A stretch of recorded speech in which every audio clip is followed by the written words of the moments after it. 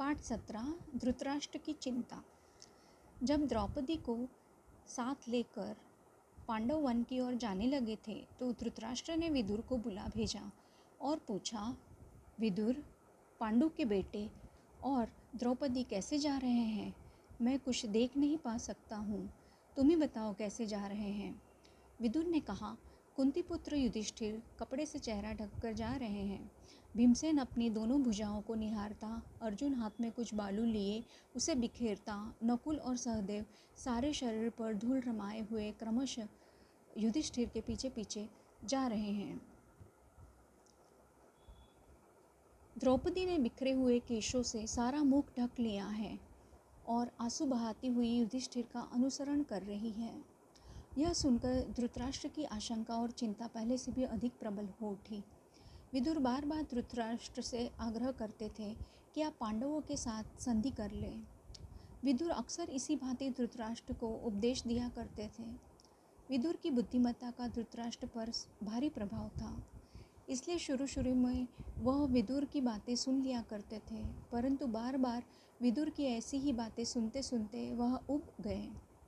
एक दिन विदुर ने फिर वही बात छेड़ी तो धृतराष्ट्र झुंझला कर बोले, विदुर, मुझे अब तुम्हारी सलाह की ज़रूरत नहीं है। अगर चाहो तो तुम भी पांडवों के पास चले जाओ। धृतराष्ट्र यह कहकर बड़े क्रोध के साथ विदुर के उत्तर की प्रतीक्षा किए बिना अंतपुर में चले गए। विदुर ने मन में कहा कि अब इस वंश का सर्वनाश निश्चित है। उन्होंने तुरंत अपना रथ जुतवाया और उस पर चढ़कर जंगल में उस ओर तेजी से चल पड़े जहाँ पांडव अपने वनवास का काल व्यतीत कर रहे थे। विदुर के चले जाने पर धृतराष्ट्र और भी चिंतित हो गए। वह सोचने लगे कि मैंने यह क्या कर दिया, विदुर को भगाकर मैंने भारी भूल कर दी।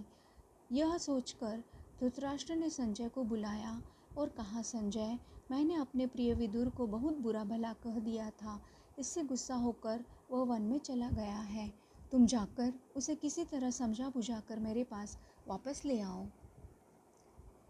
धृतराष्ट्र की बात मानकर संजय जंगल में पांडवों के आश्रम में जा पहुँचे।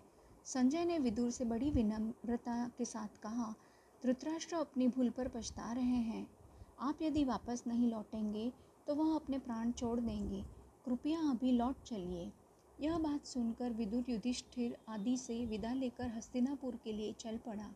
हस्तिनापुर पहुंचकर जब धृतराष्ट्र के सामने गए तो धृतराष्ट्र ने उन्हें बड़े प्रेम से गले लगा लिया और गदगद स्वर में बोले, निर्दोष विदुर, मैं उतावली में जो बुरा भला कह बैठा उसका बुरा मत मानना और मुझे क्षमा कर देना।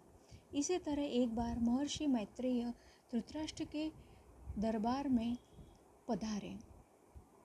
राजा ने उनका समुचित आदर सत्कार करके प्रसन्न किया। फिर महर्षि से हाथ जोड़कर पूछा, कुरुजांगल के वन में आपने मेरे प्यारे पुत्र वीर पांडवों को तो देखा होगा, वे कुशल से तो हैं? महर्षि मैत्रेय ने कहा, राजन, काम्यक वन में संयोग से युधिष्ठिर से मेरी भेंट हो गई थी। वन के दूसरे ऋषि मुनि भी उनसे मिलने उनके आश्रम में आए थे।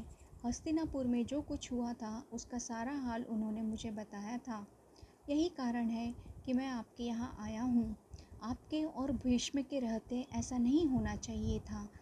इस अवसर पर दुर्योधन भी सभा में मौजूद था। मुनि ने उसकी ओर देखकर कहा, राजकुमार, तुम्हारी भलाई के लिए कहता हूँ, सुनो। पांडवों को धोखा देने का विचार छोड़ दो, उनसे वैर मोल न लो, उनके साथ संधि कर लो, इसी में तुम्हारी भलाई है। ऋषि ने यूँ मीठी बातों से दुर्योधन को समझाया, पर जिद्दी व नासमझ दुर्योधन ने उसकी ओर देखा तक नहीं। वह कुछ बोला भी नहीं, बल्कि अपनी जांघ पर हाथ ठोकता और पैर के अंगूठे से ज़मीन कुरेदता मुस्कुराता हुआ खड़ा रहा।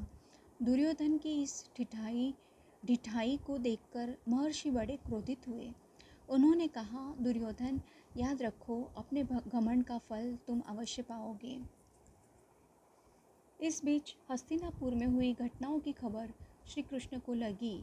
उन्हें यह पता चला कि पांचों पांडव द्रौपदी समेत वन में चले गए हैं। यह खबर पाते ही वह फौरन उस वन को चल पड़े जहाँ पांडव ठहरे हुए थे। श्री कृष्ण जब पांडवों से भेंट करने के लिए जाने लगे तो उनके साथ कैकई, भोज और वृष्टि जाति के नेता चेदिराज, धृष्टकेतु आदि भी गए। इन लोगों के साथ पांडवों का बड़ा स्नेह संबंध था और वे उनको बड़ी श्रद्धा से देखते थे। द्रौपदी श्री कृष्ण से मिली। श्री कृष्ण को देखते ही उसकी आंखों से अविरल अश्रुधार बह चली। बड़ी मुश्किल से वह बोली, इस तरह अपमानित होने के बाद मेरा जीना ही बेकार है। मेरा कोई नहीं रहा और आप भी मेरे न रहे। यह कहते कहते द्रौपदी की बड़ी बड़ी आंखों से गरम गरम आंसुओं की धारा बहने लगी। वह आगे न बोल सकी। करुण स्वर में विलाप करती हुई द्रौपदी को श्री कृष्ण ने बहुत समझाया और धीरज बंधाया। वह बोले, बहन द्रौपदी, जिन्होंने तुम्हारा अपमान किया है उन सब की लाशें युद्ध के मैदान में खून से लथपथ होकर पड़ेंगी। तुम शोक न करो। मैं वचन देता हूँ कि पांडवों की हर प्रकार से सहायता करूँगा। यह भी निश्चय मानो कि तुम साम्राज्ञी के पद को फिर सुशोभित करोगी। धृष्टद्युम्न ने भी बहन को सांत्वना दी और समझाते हुए कहा कि श्री कृष्ण की प्रतिज्ञा अवश्य पूरी होगी। इसके बाद श्री कृष्ण पांडवों से विदा हुए। साथ में अर्जुन की पत्नी सुभद्रा और उसके पुत्र अभिमन्यु को भी वे द्वारकापुरी लेते गए। द्रौपदी के पुत्रों को लेकर धृष्टद्युम्न पांचाल देश चला गया।